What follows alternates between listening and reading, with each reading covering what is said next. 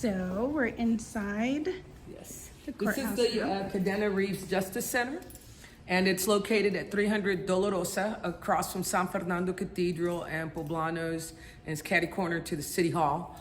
And this is the building adjacent to the Paula Elizondo Tower, and that one's on Nueva Street. When you come into the front of the Cadena Reeves Justice Center, the first thing you'll see on the left is our mediation center. It's called the Bexar County Dispute Resolution Center. And they offer free mediations for everyone in the community with trained mediators.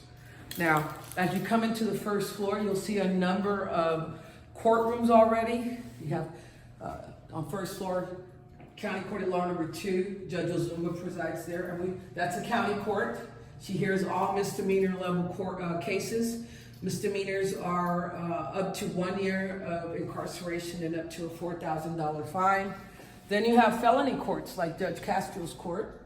And felony courts are felony cases, and they can range of punishment can be up to life in prison and execution. Because we are a death penalty state. We are a death penalty state. Hi, how are you? Good, thank you. And if you're coming to the courthouse, know that there's cameras everywhere for security purposes. Right? And on every floor, you're going to find a directory. So they have touch screens, and they have them in English or Spanish. Very and you good. can go by your defendant's last name, if you have a case number, or you can go through the full list. It's best to come to court knowing your case number, knowing your court, but if you come to court without that, you have some help in the way of a directory. Now, if you're on the first floor of the Cadena Reeves Justice Center, you'll also find the courthouse Sheriff's Administrative Office, and this is their office for all their deputies that staff the courts for safety. And then you have some more, these are 2 more county courts at law. We have Judge Stowe in County Court number 1 and Judge Stohansky in County Court number 11. These 2 judges also preside over specialty courts. Judge Stowe has the misdemeanor DWI court, and Judge Stohansky has the adult misdemeanor court. Gotcha. And it's also a drug court. So this is pretty much the first floor. Now, if I take you across that way, there's a breezeway before you hit the Paula Elizondo Tower. Now, the Paula Elizondo Tower is where you would go and pull a marriage license. Oh, okay. So people are, where do I get my marriage license? You get it on the first floor of the Paula Elizondo Tower. And we'll go over there. About to take me out in the heat. Yeah. It's a breezeway, so you can see the title there. Now, people come down there for jury service, so I'm going to take you to the basement because this is where all jurors are supposed to report. When you get a jury summons, and you're like, where do I go? You're going to come through the Paula Elizondo Tower and come to the basement. So we're going to go down. And you also find the cafeteria down there. And for individuals that have child support issues, there's a child support office down here where you get supervised and they keep track of your payments and keep you compliant.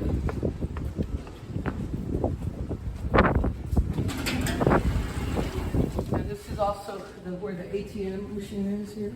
A little shoe shine. Pay your lawyer.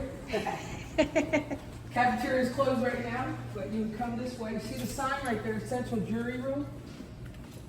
So when you get your jury summons, you want to get here early, like 8 o'clock, and this is where you come report, right in here. Well, I did mine on Zoom. Well, the civil cases are done on Zoom. All the criminal cases, they have to come in person, and you can show them exactly where they would need to report. And they come and sit over there to your left. Here's a line. Yep. Ooh, this is a big old room. Look at that. Yep. These are the rooms that are full on Monday, Tuesdays, Wednesdays usually. If you're taking a bus or you want to know what bus route to take, you have every bus route here to help you navigate the city. Dang, that's a lot. Yeah. Each floor has bathrooms right around the staircase to the left on every floor. Yeah. Child support and mental health documents are all over there, down the hall in the basement. Let's go to the second floor. You already saw the first floor. Is Judge Yolanda Huff on this floor? She might be on the second floor. Let's see if she's still there.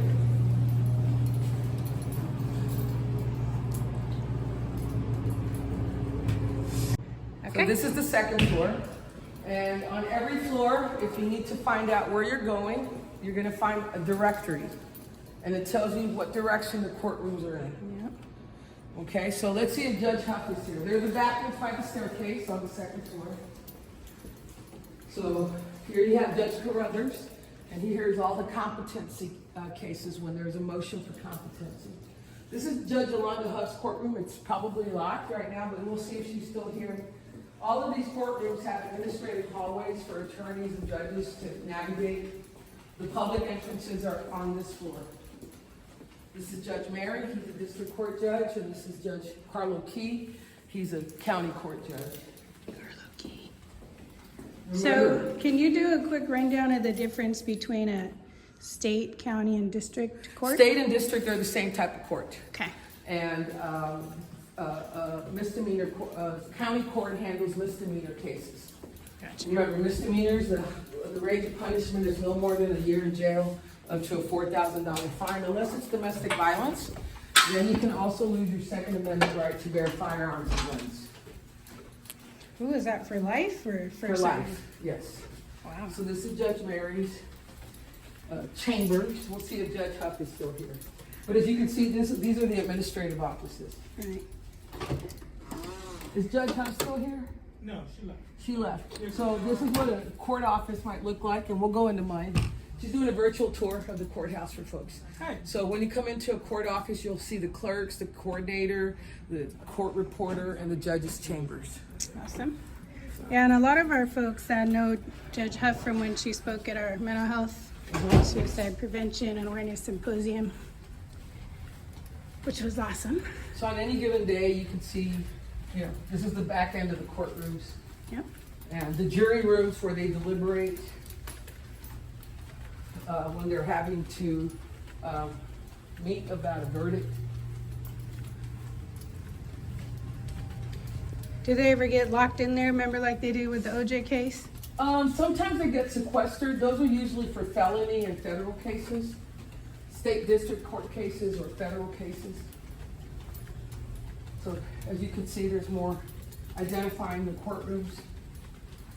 They're pretty easy to find if you just pick your head up and read. Right.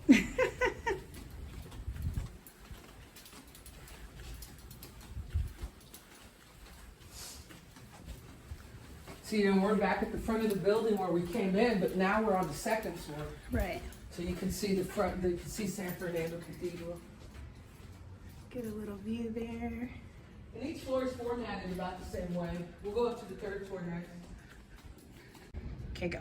Okay, so you're on the third floor back. This is our Reflejo Court Administrative Office. And that's one of the specialty courts that we have in Bexar County, and it's the newest one. And it's under my court, County Court 13. And it is a first-time offender program for first-time offenders of family violence and who have a substance abuse issue. And they get to do the program from 1 to 2 years. We get their trauma taken care of, we get their substance abuse taken care of, we get them sober and employed and housed. Those are the requirements for them to graduate, so we help them with all of that. We're going into my courtroom now. Come on in. All right. So this is our Bexar County Court of Law 13 courtroom. So there's our jury box, this is my bench. And so I sit on that bench when we are selecting a jury and during trial, and that's the constitutional requirement that we do live jury selection and live trials for the criminal cases, not for civil cases. So some of you may have been called to a civil case and you've been on Zoom for jury selection and on Zoom for trials. So for the misdemeanor case courts, we only need 6 jurors. And we can pick 1 or 2 alternates. For the felony courts, the state district courts, you need 12 jurors. So that's one big difference. So the state usually sits on this side, the prosecutors and defense counsel and defendants sit on this side. We have a desk for our deputy, and we have a desk for probation. So all of this is used pretty much on a regular basis. We try to do as much as we can on Zoom because of health concerns, and it's become a lot easier to have folks participate remotely as opposed to having them come downtown, pay $20 get all dressed up, miss work, things And like that. accessibility. Yeah, the accessibility. So let's go to my chambers. Every floor looks about the same. So, like I said, it's best that you brief yourself as to which court you're going to, what floor you need to be on, and it'll make it a lot easier for you to navigate when you do come here. And this is all criminal side. There's no civil matters on this side. So follow me. All right. Good shot of that 13, Texas. So this is our administrative office, and you're going to come into my chambers. I love your hallway, all the art. So this is where I preside on my Zoom hearings from this particular area. And I have several screens for documents, for the camera, for emails that are up all the time. So that's a courthouse in a brief video. All right, and can you just give your name and court again for the folks who Yes. joined late? My name is Judge Rosie Speedlin Gonzalez. I preside over Bexar County Court at Law number 13 in Bexar County. And we handle exclusively misdemeanor level domestic violence cases, which have a range of punishment of up to 1 year of incarceration at the Bexar County Jail. In addition to that, we can fine you up to $4,000. And for family violence cases, you could lose your Second Amendment constitutional right to bear firearms or guns for the rest of your life. All right, and signing off.